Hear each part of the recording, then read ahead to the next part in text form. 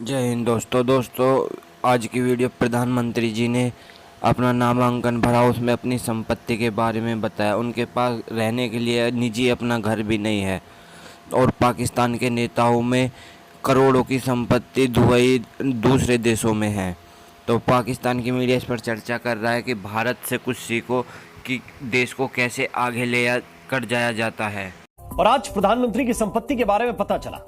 वो भले ही 140 करोड़ लोगों के प्रधानमंत्री हैं, बड़े बड़े रसूखदार उनके सामने सिर झुकाते हैं, लेकिन उनके पास ना तो घर है ना ही कार है, जमीन भी नहीं है।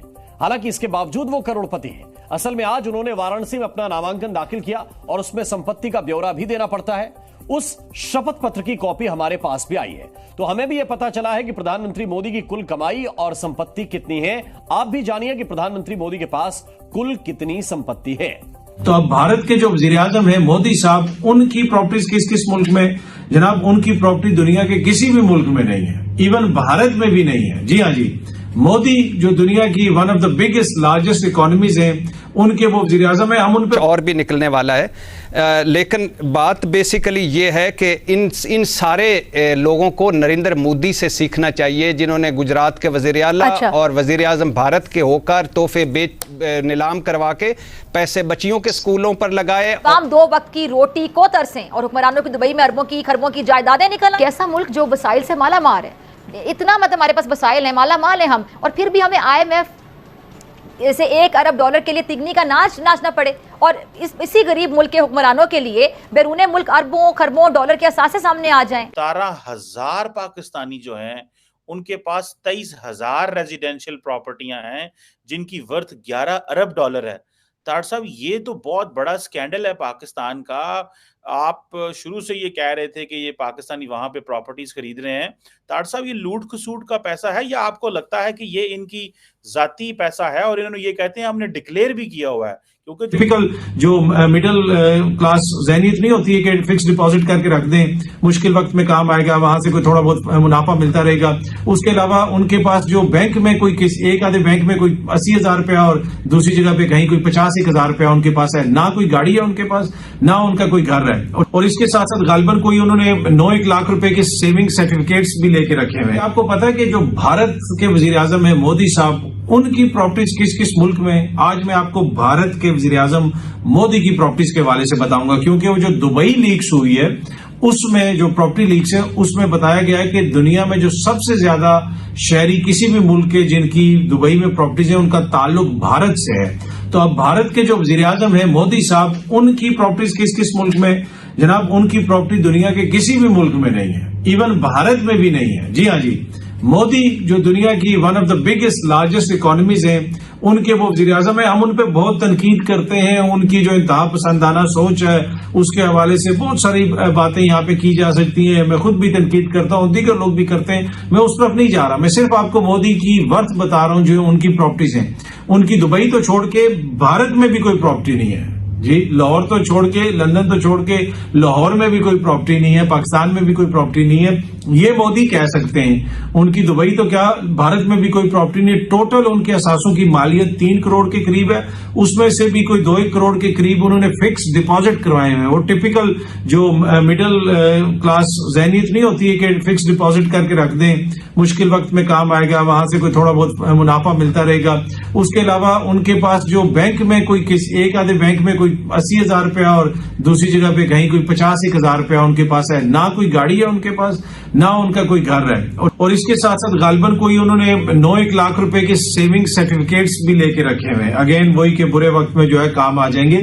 और अगर आप हमारी हुक्मरान शराफिया को देखें, ये नहीं है मसला कि जनाब उनकी प्रॉपर्टी वहां पे उन्होंने डिक्लेयर की या नहीं की, और जो लोग ये कह रहे हैं कि जी ये तो पहले भी था और ये ना ना ना, ये मसला नहीं है। क्या एक ऐसा गरीब मुल्क, उसके हुक्मरान ऐसे होने चाहिए कि जिनकी हर जगह पे प्रॉपर्टीज हों, जहां पे अवाम की क्या हालत है वो हमारे सामने है। तो ये इशू है। जब पनामा चीमा साहब, मेरा क्वेश्चन ये है कि मेरा क्वेश्चन ये होगा कि उसमें कुछ लोगों के नाम मेरे भी जहन से गुजरे हैं।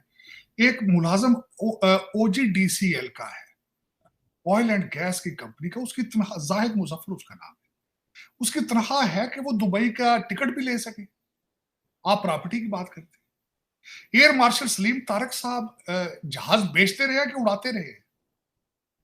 मेजर जनरल गजरफन अली शाह, उनकी तरह इजाजत देती है ये सारा कुछ।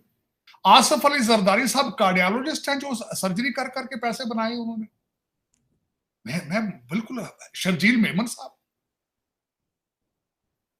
और कहते हैं डिक्लेयर्ड, और डिक्लेयर तो सारा पाकिस्तान डिक्लेयर्ड है। मैं हैरान ही हो गया हूं। वो बच्चे का नाम भी है उसमें आपके हसन हुसैन नवाज का, उसको दुबई के पूरे स्पेलिंग नहीं आते होंगे, जो तालीमी उसकी सतह होगी या उसके प्रोफेशनलिज्म होगा। चीमा साहब ये टिप ऑफ द आइसबर्ग है, ये न्यूज नहीं है, ये टिप ऑफ द आइसबर्ग है। जो लंदन लूटा है, आधा लंदन आपका है इस वक्त। अमेरिका आधा लूट कर आपके खा गए आप। टोरंटो फेवरेट डेस्टिनेशन है, आधा टोरंटो अब कैश मिलियंस में प्रॉपर्टीज खरीद रहे हैं। चीमा साहब $8 बिलियन आप मांग रहे हैं। पिछले जो आपके जो 24 IMF के प्रोग्राम थे, कुछ किया आपने? सैलाब ज़दगान की सारी इमदाद है इसके अंदर, इसमें जलजला ज़दगान का खून है इसके अंदर, ये दुबई के अंदर जो पड़ा है। अगर खबर होगी, ये क्या खबर होगी? लूट के खा गए। पनामा लीक वाले थोड़े थे जो खा गए थे, कुछ हुआ था उसको सिवाय सियासी तौर पे इस्तेमाल करने के लिए। बल्कि जजेस ने खुद रिपोर्टें बना बना के उनको कहता कि इसको हम नहीं छोड़ेंगे, इसको नहीं पकड़ेंगे, ये नहीं करेंगे, इनकी हिस्ट्री है। कहते गंजे हिस्ट्री हो गए हैं सारे। चीमा साहब ये मजाक है, ये मजाक है। खुदारा तरस करो, अपने आप तक तरस करो, तुझे खुदारा। चीमा साहब ये कुछ भी नहीं है, बल्कि आप 11 बिलियन कह रहे हैं, मैं यहां खबरें पढ़ रहा हूं 12 बिलियन है इसकी। और ये तो सिर्फ अभी जो कुछ लोग जो बेनामी से प्रॉपर्टियां हैं वो, जो कमर्शियल प्रॉपर्टियां हैं वो, जो दूसरों के नामों पे, जो दूसरी कॉर्पोरेशनों पे रजिस्टर करा के लिए वो, ये तो कुछ 30-35 बिलियन डॉलर का फ्रॉड है। और चीमा साहब आपने 76 साल अपनी मां के कपड़े पाड़े हैं, एक दिन का नहीं हुआ ये काम। कल ख्वाजा आसफ ने कहा कि जनरल अयूब को कब्र से निकाल कर उसको फांसी दो, वो ये उससे पहले का काम शुरू है। चीमा साहब $2 बिलियन आपने 1950 में मांगा था अमेरिका से, $2 बिलियन, और उन्होंने आपको खैरात में पीनट्स डाली थी। 6 लाख थे या 10 लाख थे, मिलियन था। वो किधर गया? मैं गारंटी करता हूं वो भी नहीं पाकिस्तान पहुंचा होगा। चीमा साहब आपके सैलाब ज़दगान के लिए एयर कंडीशन टेंट गए थे, वो भी सुना है मौलाना फजल किसी के पास पड़े हुए एयर कंडीशन टेंट भी सैलाब ज़दगान के। मैं बल्कि आज आपके प्रोग्राम के वसातत से 3-4 क्वेश्चन करना चाहूंगा, बड़े शिद्दत से मुझे वो तंग कर रहे हैं। चीमा साहब इस 125 बिलियन डॉलर के कर्जे आपकी कंट्री के ऊपर, यहां से कोई पाकिस्तानी जो हज और उमरा करता है उसकी कबूलियत का क्या पोजीशन है उसकी? कहते हैं कर्जा आपका, अगर आपके ऊपर कर्जा हो तो हज और उमरा नहीं होता आपका। मैं तो रिलीजियस स्कॉलर नहीं हूं। चीमा साहब मेरा दूसरा क्वेश्चन होगा, ये हराम के पैसे फ्रॉड से गवर्नमेंट के खर्चे पे हज और उमरा किया जा सकता है? जो मुल्क बैंकरप्ट हो, कर्जों में हो और सूद दे रहा हो, उस कर्जे के ऊपर सूद दे रहा हो, और वहां आपसे उनके सरकारी अफसर सरकारी जहाजों में जाकर अपनी बेगमात को साथ लेकर हज और उमरे जो कर रहे हैं उसकी क्या हालत है? मेरा ये क्वेश्चन। और शिमा साहब दर हकीकत मैं आपको आज एक गारंटी कर देता हूं, आप हर आफत से बच जाएंगे, कोविड से बच जाएंगे, हर चीज।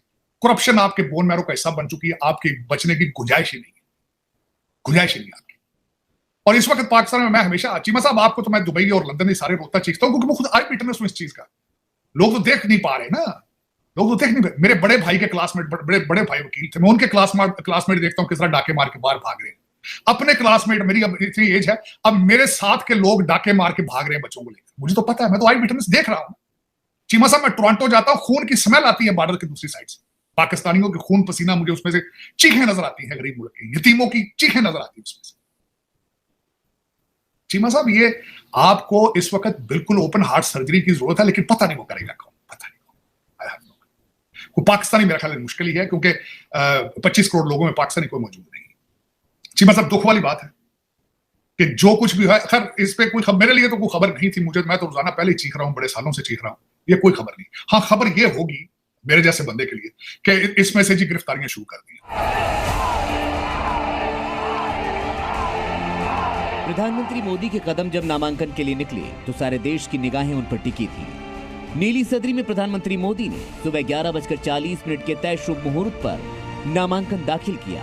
नामांकन में दूसरी जानकारियों के साथ उन्होंने संपत्ति की भी पूरी जानकारी दी है। उनके हलफनामे से पता चला कि बीते 5 साल में प्रधानमंत्री मोदी की संपत्ति 87 लाख रुपए बढ़ गई है और अब उनके पास कुल 3 करोड़ 2 लाख से अधिक की संपत्ति है। उनकी सबसे ज्यादा संपत्ति स्टेट बैंक ऑफ इंडिया में है, जिसमें 2 करोड़ 89 लाख 45 हजार 598 रुपए का फिक्स डिपॉजिट है। पोस्ट ऑफिस में 9 लाख 12 हजार से कुछ अधिक की RSC है। उनके पास 4 अंगूठियां हैं जो उनके पास 2014 से हैं। इन अंगूठियों का वजन करीब 45 ग्राम है और इनकी मौजूदा कीमत 2,67,000 रुपए है। इसके अलावा 52,920 रुपए उनके पास कैश में हैं और 2 बैंक अकाउंट्स में कुल 80,304 रुपए हैं। उन्होंने फाइनेंशियल ईयर में 3,33,179 रुपए का इनकम टैक्स रिटर्न भरा था और सारे हिसाब के बाद उनकी कुल संपत्ति अब 3,02,06,889 रुपए है।